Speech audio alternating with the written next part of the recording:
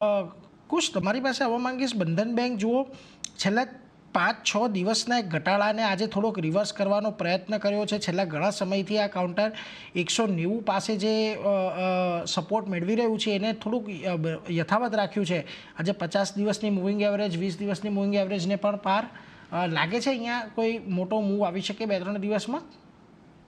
Definitely બંધન બેંકના charts તમે જો તો ખાસા મોમેન્ટમ આજે મળ્યું છે, બટ મને લાગે છે કે હજુ પણ વેઇટ એન્ડ વોચ, કારણ કે 200 દિવસની જે એવરેજ છે નીરજ, એ 205 છે અને છેલ્લા ઓલમોસ્ટ 6-8 મહિનાથી આ રેઝિસ્ટન્સ આવે છે. તો મારું માનવું છે કે ઉતાવળ ના કરવી જોઈએ, just weight four one more day. ભલે થોડું એક્સપેન્સિવ લેશું, બટ એકવાર ઉપરની સાઈડ કન્ફર્મેશન આવે આવા બધા સ્ટોક્સમાં, ત્યારબાદ જ એન્ટ્રી લેવી જોઈએ. તો 205 ઉપર મારી ખરીદવાની રાય રહેશે, ત્યાં સુધી વેઇટ એન્ડ વોચ. ઓકે, 205ની ઉપર આવે છે બંધન બેંક, તો તમે ખરીદારીનો વ્યૂ રાખો, ત્યાં સુધી વેટ એન્ડ વોચ કરીને ચાલવાનું રહેશે બંધન બેંક માટે. બીજો એક કાઉન્ટર કિરણ, આઈટીઆઈનું કાઉન્ટર છે. અહીંયા જે રીતે પશ્ચિમ બંગાળના ચૂંટણી પંચ પાસેથી સપ્લાય ઓર્ડર કંપનીને મળતો દેખાયો છે, 500 EVMs મશીનની સપ્લાય ઓર્ડર મળ્યો છે. સારી વેબસાઇટ શરૂઆતથી જ આપણને આઈટીઆઈનું કાઉન્ટર બતાવી રહ્યું છે. અત્યારે પણ 0.5% આસપાસની તેજી છે. કઈ રીતે વ્યૂ રાખવો અહીંયા આઈટીઆઈ માટે? સો આઈટીની અંદર આપણે વાત કરીએ તો 200 દિવસની મૂવિંગ એવરેજ ઉપર ટ્રેડ કરી રહ્યો છે, પરંતુ એક વસ્તુ તમે જોશો કે આઈટીઆઈમાં પ્રીવિયસલી એક બ્રેકઆઉટ આવ્યું છે, એના પછી સ્ટોક 370ના હાઈ બનાવીને જે રીતે કન્સોલિડેશનની અંદર ચાલી રહ્યું છે, તો ત્યાં કશે ને કશે આપણે જોઈ રહ્યા છીએ કે હજી પણ કન્સોલિડેશનની અંદર છે. આજનું જે ગેપ અપ ઓપનિંગ થયું સસ્ટેન નથી થઈ રહ્યું, તો અત્યારે તો ઘટાડે કામ કરી રહ્યું છે. ઓવરઓલ એક કન્સોલિડેશન પેટર્ન બ્રેકઆઉટ કન્સિડર તો કરી શકાય છે, એઝ બધી મૂવિંગ ત્યાં ઉપર ટ્રેડ કરી રહ્યું છે. રિસ્ક રિવોર્ડ રેશિયો પણ ફેવરેબલ છે, તો 305-310 ના ક્લસ્ટર રેઝિસ્ટન્સની ઉપર જેવું જશે એ પછી એક સારી એવી તેજી આવી શકે છે. તો as of now current market પ્રાઇસથી લોંગ કરી શકાય છે 290ના સ્ટ્રિક્ટ સ્ટોપ લોસની સાથે. કરંટ માર્કેટ પ્રાઇસથી એક ખાસ કરીને હોલ્ડ કરી શકાય છે, એટલે એના પર એક ખાસ ધ્યાન રાખતા રહેજો. પરંતુ કુશ તમારી પાસે આવવા માંગીશ. જો અત્યારે જ આપણે થોડી વાર પહેલાં ઓટો પર વાત કરી રહ્યા હતા ખાસ કરીને, અને ત્યારે અશોક લેલેન્ડનો ચાર્ટ જોયો હતો. અશોક લેલેન્ડમાં દિવસના નીચલા સ્તર પર કામકાજ ચાલી રહ્યું હતું. છેલ્લા ઘણા દિવસથી આ સ્ટોક 260-265 એક આ રેન્જની અંદર ફસાયેલો છે, પરંતુ છેલ્લી 5-10 મિનિટની અંદર જુઓ એક સારો એવો ઉછાળો આપણને આની અંદર આવતો જોવા મળ્યો છે. અહીંયા કોઈ મત બની રહ્યો છે અશોક લેલેન્ડ માટે? નોટ જસ્ટ અશોક લેલેન્ડ, નીરજ, હું અત્યારે જ બધા ચાર્ટ ચેક કરતો હતો નિફ્ટી 50 ને ઘણી સ્ક્રિપ્ટોમાં, ઇન્ક્લુડિંગ રિલાયન્સ, ટાટા મોટર્સ, ઇન્ફોએજ, ઇન્ફોસિસ, ત્યાં બધે તમે જુઓ તો છેલ્લી 15 મિનિટના, છેલ્લી 12 મિનિટમાં, ઇનફેક્ટ 3 વાગ્યા પછી હ્યુજ વોલ્યુમ્સ થયા છે. તો સમથિંગ ઇઝ કુકિંગ. હવે કઈ રીતે આપણે મંડેનો એક મૂવ જોશું એ મહત્વનો રહેશે. તો નોટ જસ્ટ અશોક લેલેન્ડ, પણ તમે એક્સિસ બેંકમાં પણ જો, એસબીઆઈમાં પણ ઇન્ટરનલ વોલ્યુમ્સ સારા એવા થયા છે. તો મારો વ્યૂ રહેશે વેઇટ એન્ડ વોચ અશોક લેલેન્ડમાં. ડેફિનેટલી મને લાગે છે કે જે રીતે આપણે ચાર્ટ્સ નેગેટિવ છે, તો ક્લોઝિંગ બેઝિસ ઉપર જો આપણે જોઈએ તો ઇકોનોમિક હજુ પણ મને લાગે છે કે Ashok Leyland is not a good chart to by.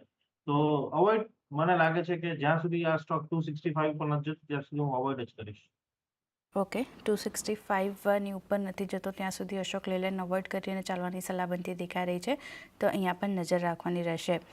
Kiran, Sonata સોફ્ટવેરમાં પણ આજે એક સારી તેજી આપણને જોવા મળતી દેખાય છે. લગભગ 1% તેજી આપણને અહીંયા પણ બનતી દેખાય છે.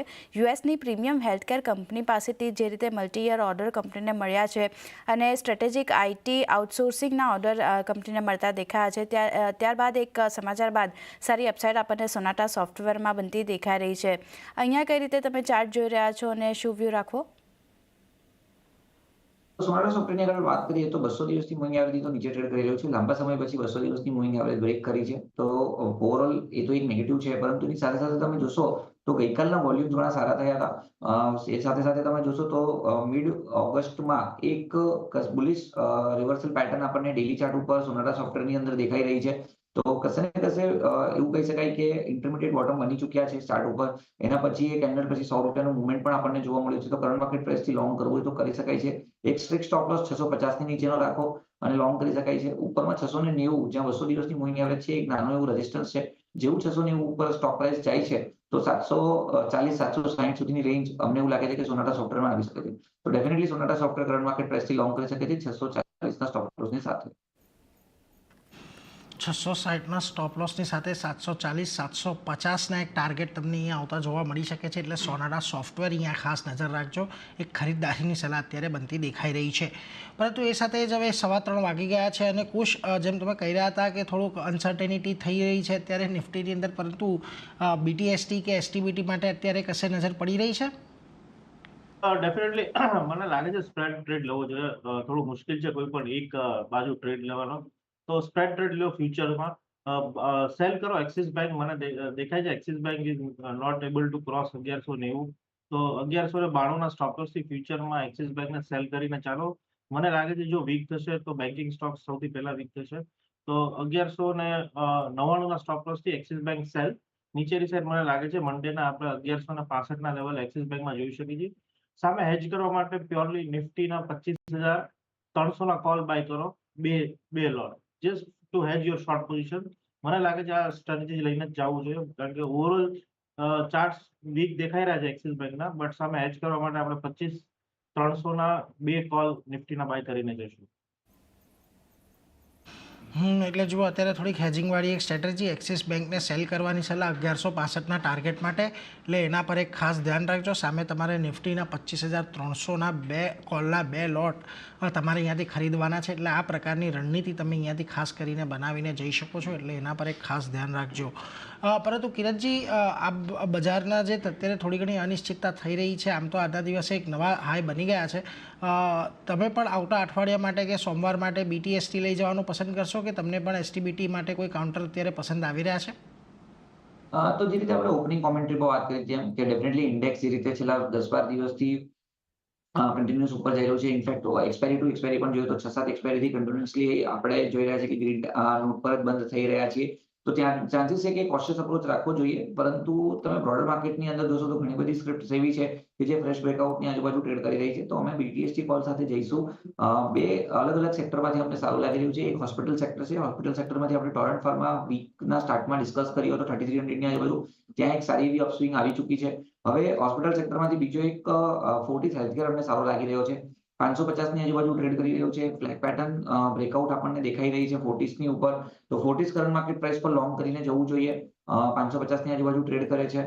ઓવરઓલ 540 ની નીચેનો તમારે સ્ટોપ લોસ રાખવાનો છે. એટલે 575 એઝ અ ટાર્ગેટ આપણે જોઈ રહ્યા છીએ. તો 540 ના સ્ટોપ લોસથી 40 બાય કરો 575 ના ટાર્ગેટ માટે. નેક્સ્ટ જે છે એ હીરો મોટર કોર્પ છે.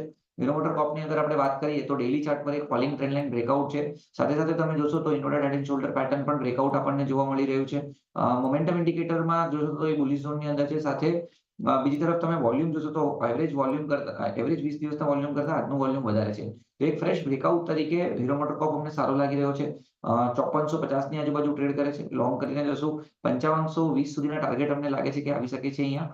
તો 5520 ના ટાર્ગેટ માટે હીરો મોટર બાય કરો 5430 ના સ્ટોપ લોસની સાથે. તો હીરો મોટર કોર્પ અને ફોર્ટિસ અમારા તરફથી બાય કોલ રહેશે. એટલે 40